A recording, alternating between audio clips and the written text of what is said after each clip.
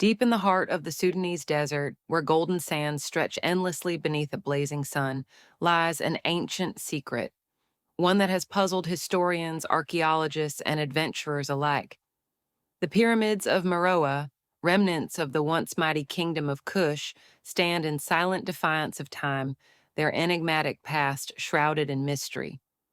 James Caldwell, a seasoned archaeologist, had spent years studying the great civilizations of Africa, yet nothing intrigued him more than the lost history of the Meroitic people.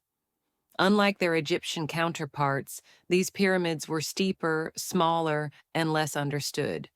Strange hieroglyphs, undeciphered scripts, and buried secrets whispered of a forgotten world, one where queens ruled as powerfully as kings, and a civilization flourished beyond the Nile.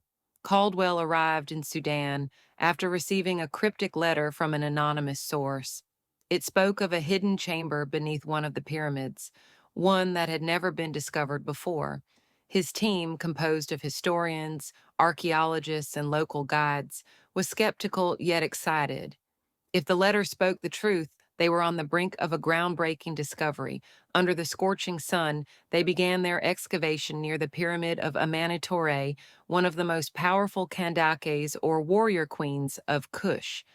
Days passed with little to show, but on the seventh day, a breakthrough emerged. A passage, previously concealed by centuries of shifting sands, revealed itself. Heart pounding, Caldwell led his team inside. The air was thick with dust, and their lanterns cast eerie shadows along the walls. The chamber was unlike anything they had seen. Intricate carvings of celestial maps adorned the ceiling, while a stone sarcophagus rested at the center, untouched for millennia. But what caught Caldwell's attention was the inscription running along the walls. It was Meroitic script, undeciphered and elusive. As they documented their findings, a soft tremor shook the chamber. A moment of silence followed before a gust of air rushed through the passage, extinguishing some of their torches. Whispers, faint yet distinct, echoed in the chamber. One of the guides, an elder named Idris, whispered, "The curse of the Kandake. We should not be here." Caldwell dismissed it as superstition, but unease settled over the group. Pressing forward, he examined the sarcophagus, carefully brushing away the dust. To his astonishment, the lid bore an emblem never before recorded, a sun and moon intertwined, encircled by what appeared to be celestial coordinates. Could this be a map? His mind raced. The Kandakes were known for their power and knowledge, but could they have possessed astronomical insight lost to time? As he traced the symbols, the chamber trembled once more, this time with undeniable force. Stones shifted and sand cascaded from the ceiling. They had to leave. Scrambling out, the team barely escaped before the chamber collapsed behind them. Caldwell clutched his notes, his heart pounding. The answers they sought remained buried, but the mystery had only deepened. What secrets had the Kandaks left behind? And who had sent him that letter?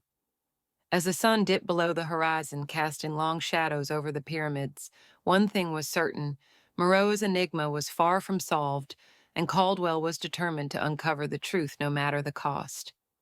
That night, as he sat under a canopy of stars, he reviewed his notes.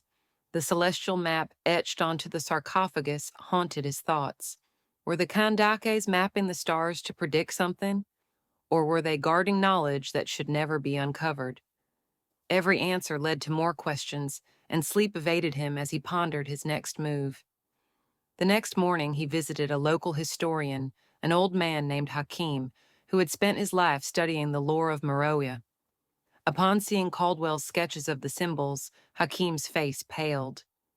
"These are not mere coordinates," he murmured. "They are a prophecy." The ancients believed that a time would come when the stars would align, and the lost knowledge of Meroë would be revealed. But they also believed that revealing it too soon would bring disaster. Caldwell felt a chill, despite the desert heat. If the prophecy was true, had he already set something into motion? The expedition was no longer just about history. It was about fate. And as he gazed back at the pyramids standing against the horizon, he knew one thing: his journey was far from over. Days passed, and Caldwell found himself drawn deeper into the mystery. He visited other ruins, studied ancient texts, and spoke with more historians, each clue that added another layer to the enigma.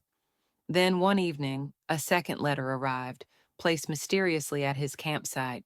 It bore no signature, only a single line written in the same cryptic script he had found in the tomb.